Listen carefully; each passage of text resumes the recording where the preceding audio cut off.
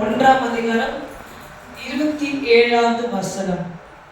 புறஜாதிகளுக்குள்ளே விளங்கிய இந்த ரகசியத்தில் உள்ள மகிமையின் ஐஸ்வர்யம் இன்னதென்று தேவன் தம்முடைய பரிசுத்தவான்களுக்கு தெரியப்படுத்த சித்தமானார். கிறிஸ்துவானவர் மகிமையின் நம்பிக்கையாய் உங்களுக்குள் இருப்பதே அந்த ரகசியம். ஆமென். அல்லேலூயா. அதாவது விசுவாசிக்கிறவங்களுடைய இருதயத்துல இயேசு வந்து வாழ்கிறார். ஆமென். அதுதான் அந்த ரகசியம். ஒரு ரகசியத்தை குறித்து ஆண்டவர் இங்க பேசுகிறார்.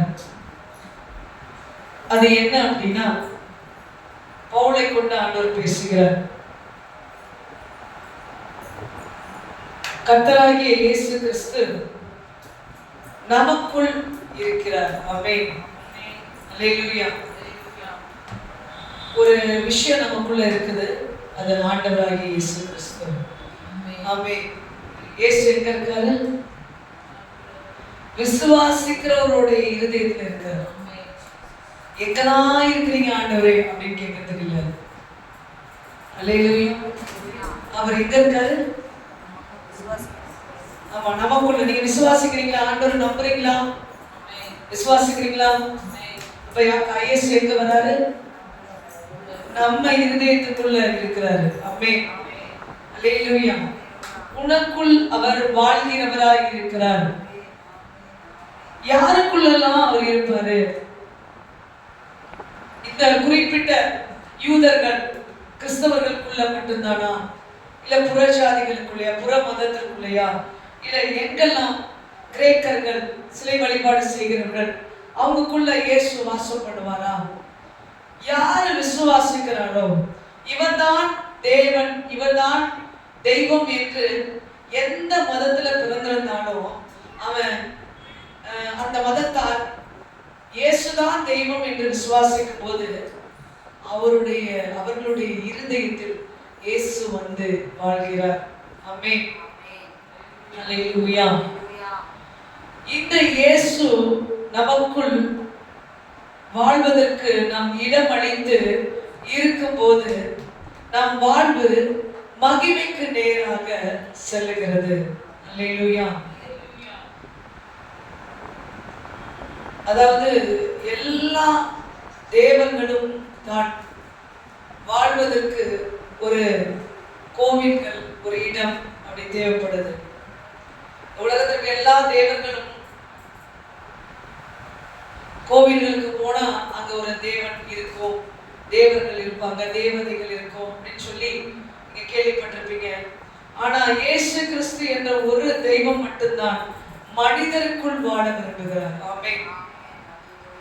நம்மை அவர் தங்கும் ஆலயமாக மாற்றி அவர் வந்து தங்குவதற்கு நாம் இடம் கொடுக்கும் போது நாமளே அவருடைய ஆலயமாக, ஒரு தெய்வம் தங்கும் ஆலயமாக மாறுகிறோம்.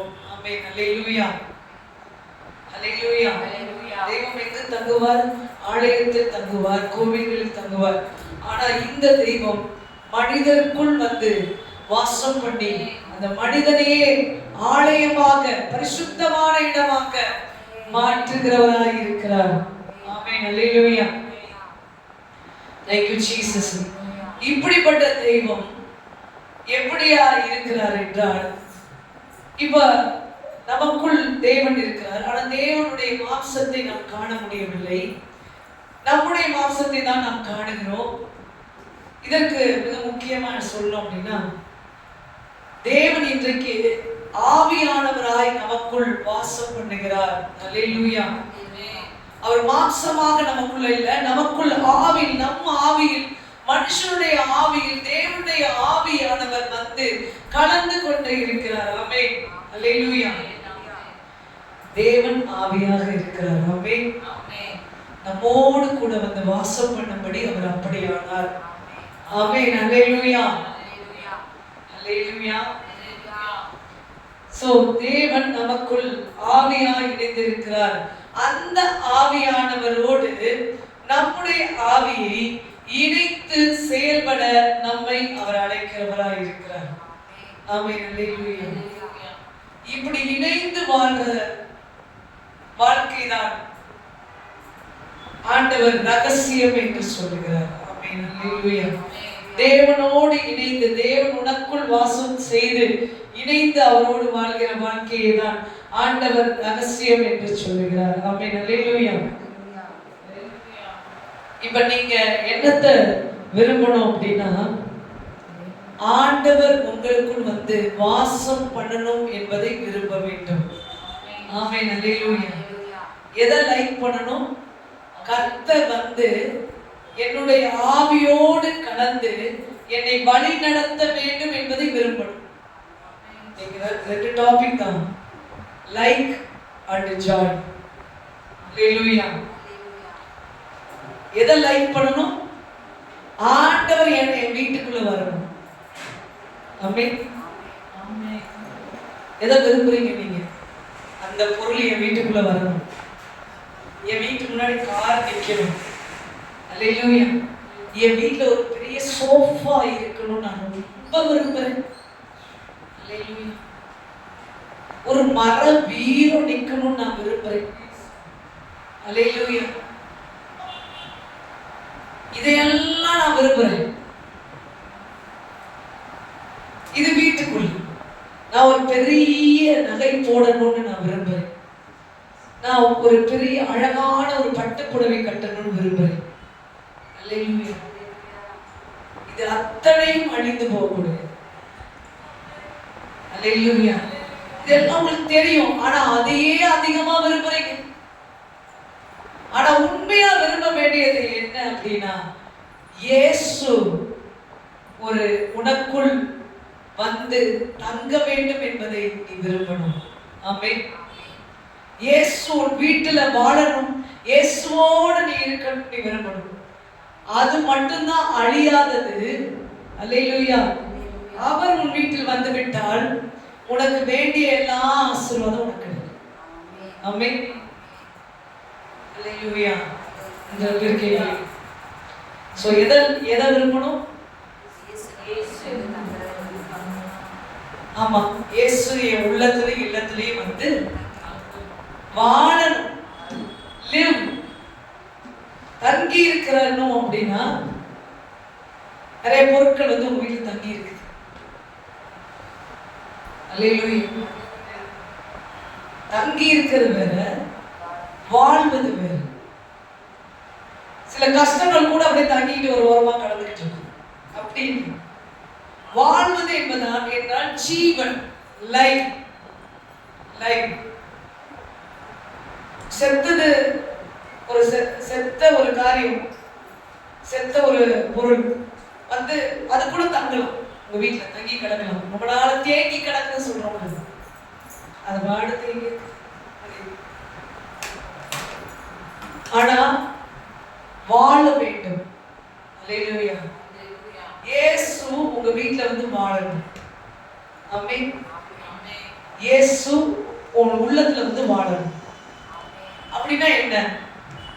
ஆண்டவர் வந்து வாழ்வது என்றால் என்ன? முதல் சொன்னேன், அவர் விசுவாசிக்கிறவனுடைய இருதயத்துல வந்து வாழ்வாரு, தங்குவாரு, அவர் உங்களுக்குள்ள இருப்பாரு என்று சொன்னேன். இயேசு உங்க வீட்டுல வாழ்றதுன்னா என்ன? இப்ப நீங்க ஒருத்தர் கூட வாழ்றீங்க அப்படின்னா அவங்க என்ன பண்றாங்க? நீங்க யார் யார் கூட உங்க வீட்டுல இருக்கிறீங்க? யார் யார் கூட வாழ்ந்துட்டு இருக்கிறீங்க? அவங்க எல்லாம் உங்ககிட்ட என்ன பண்றாங்க? பேசுறாங்க. பேசுறாங்களா? பேசலையா? உயிரோடு இருந்தா பேசுவாங்க, செத்தது எதுவும் பேசாது. சரிங்களா? உயிரோடு இருக்கிற ஆட்கள், வாழ்ந்து கொண்டிருக்கிற லிவிங்ல இருக்க எல்லாமே, ஜீவன் இருக்குது என்பதற்கு அடையாளமே பேசுவது, மூமெண்ட். ஒன்று ஸ்பீச், இன்னொன்று வந்து ஆக்ஷன். இது ரெண்டு இருந்தாதான் என்ன சொல்லுங்க? ஜீவன் இருக்குது, வாழ்ந்துட்டு இருக்குது. இப்ப நான் முதல் சொன்ன பார்த்தீங்கன்னா, அது எதுவுமே வந்து ஆக்ஷன் கிடையாது. பேசாது, நகம் பேசாது, பீரம் பேசாது. அல்லேலூயா. சோபா பேசாது, சோபாட்ட போய் உட்காந்து பேசுறீங்க, திரும்பி பேசாது. செத்தது, அழிந்து போகக்கூடியது. அழிந்து போகக்கூடியதோடு வாழணும் நீங்க விரும்பக்கூடாது. அழியாத தேவனோடு என்றென்றைக்கு உன்னோடு ஜீவிக்க விரும்புகிறேன், உன்னை வழி நடத்த நினைக்கிறேன், அந்த தேவனோடு வாழ வேண்டும். ஏதே தோட்டத்துல ஆண்டவர் அதற்காக தான் எல்லாவற்றையும் படைச்சிட்டு அவர் பாட்டு போயிருக்கலாம். இல்ல, இதெல்லாம் அழிந்து போகும், நான் உன்னை படைத்தது என்னோடு உறவு கொள்ள. அம்மே, காலை பகலின் குளிர்ச்சியான வேளையில் தேவன் வந்து ஆதாமையும் ஏவாளையும் சந்தித்தார். ஏன்? அவர்களோடு வாழ விரும்பினார். உனக்கு வீடை கொடுத்தாலும், உனக்கு பீரோவை கொடுத்தாலும், சோஃபா கொடுத்தாலும், காரை கொடுத்தாலும் அது கூட நீ வாழ்றது ஆண்டவர் விரும்பல. அல்லேலூயா. அவரோடு வாழ வேண்டும். இதையெல்லாம் கொடுப்பார். ஆனா நீ யாரோட வாழணும்? இதோட வாழக்கூடாது. இதோட வாழணும். நீ உன் விருப்பத்தை அது மேல வைக்க கூடாது. தேவனோடு வாழ வேண்டும். ஆமென். எதை விரும்பணும்? கர்த்தரோடு வாழணும். அல்லேலூயா. இரண்டாவது, கர்த்தரோடு சேர்ந்து நடக்கணும். ஆமென். வாழ்றது நான் சொன்னேன், பேசுறது செயல்படும். ஆண்டவர் எந்த பக்கம் நடக்கிறாரோ, எந்த பக்கம் சொல்றாரோ, எந்த வழியில போக சொல்றாரோ அந்த பாதையில அவரோடு இணைந்து நடக்கணும். ஆமென். அதுக்குதான் ஆண்டவர் நம்மளை உருவாக்கி இருக்கார். working together, ஆண்டவரோடு இணைந்து செயல்படுவது. அல்லேலூயா. அவர் இல்லாமல் நாம் ஒன்றும் செய்வதற்கு இல்லை. அவர் இல்லாமல் எதையாவது துவங்கினோம் என்றால் அதை முடிக்க முடியாது. அல்லேலூயா.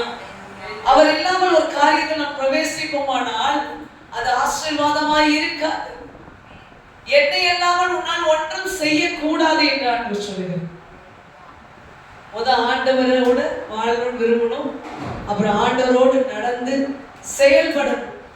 Join like and join. Hallelujah. ஆண்டவரோடு இணைந்து கொள்ளுங்க, இசைந்து கொள்ளுங்க. அவர் இந்த பக்கம் போசுனா அந்த பக்கம் போகணும், இந்த பக்கம் போசுனா இந்த பக்கம் போகணும். யாரோட ஜாயின் பண்ணிக்கணும்? பக்கத்து வீட்டுக்காரங்களோட ஜாயின் பண்ணிக்க கூடாது. உங்களுக்கு பிடிச்சவங்களோட ஜாயின் பண்ணிக்க கூடாது. உங்ககிட்ட கதை நல்லா பேசுறவங்களோட ஜாயின் பண்ணிக்க கூடாது. அல்லேலூயா. ஆண்டவரோடு உங்கள் இருதயத்தை இணைத்துக் கொள்ள வேண்டும். ஆமென். அவர் என்ன சொல்றார் அப்படின்னா என்ன அர்த்தம்? அவர் என்ன சொல்றாரு, இன்னைக்கு என்ன, இந்த நாள்ல என்ன என்னை கொண்டு செய்ய இருக்கிறீங்க சொல்லுங்க, அதுக்கு என்ன நான் அர்ப்பணிக்கிறேன். ஒவ்வொரு நாளும் அவரோடு இணைந்து செயல்படும். அல்லேலூயா. இதற்காக கர்த்தர் நம்மை அழைக்கிறார். அப்படி அவர் நமக்குள் வாழ விரும்புகிறார். ஆமென். இப்படி அவர் மகிமையின் அவர் நமக்குள் இருக்கிறதுனால நம்ம என்ன அடைகிறோம் அப்படின்னா, ஒரு நாள் வருகிறது, அந்த நாளில் மறுரூபம் ஆகும் என்றால் இயேசு உனக்குள்ள இருக்க இருக்க நீ இயேசுவின் சாயலாய் மாறுவாய். இயேசுவின் சாயலாய் மாறும்போது நீ கடைசி நாளில் தேவ சாயலாய் இருக்கும் போது தேவனோடு நீ சேர்க்கப்படுவாய், மறுரூபம் அடைவோம். ஒரு விஷயத்துக்கு ஆதாரம் இருக்கான்னு கேட்பாங்க. ஆதாரம் இருக்குதா? இந்த இடத்துல நீங்க போய் சேர்ந்துருவீங்கன்றதுக்கு ஒரு ஏதாவது ஆதாரம் இருக்குதா? இது உங்களுடையதான ஒரு ஆதாரம் இருக்குதா? இந்த இடத்துல நீங்க வசிக்கலான்றதுக்கு ஒரு ஆதாரம் இருக்குதா?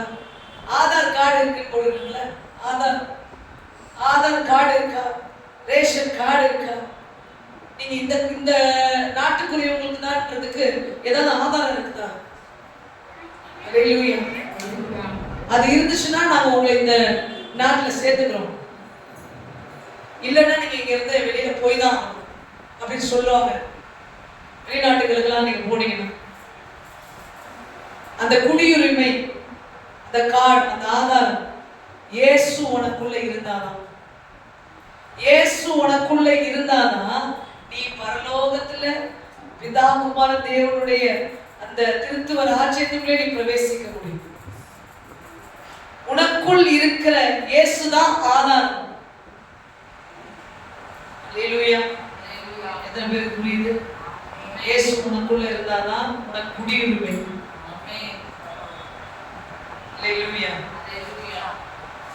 நம்முடைய குடியிருப்போ பரலோகத்தில் இருக்கிறது. ஆமென் ஆமென் அல்லேலூயா. அதாவது பிதா குமாரன் பரிசுத்த ஆவியானவர் அவரோடு நாம் இணைந்து அந்த பரலோக ராஜ்யத்தில் பிரவேசிக்கிற ஒரு குடியுரிமை நமக்கு வேண்டும் என்றால் இயேசு நமக்குள் இருக்க வேண்டும். அதுதான் ஆதாரம். அல்லேலூயா. இயேசுவோடு நீ வாழ வேண்டும். எத்தனை பேர் விளங்குச்சு?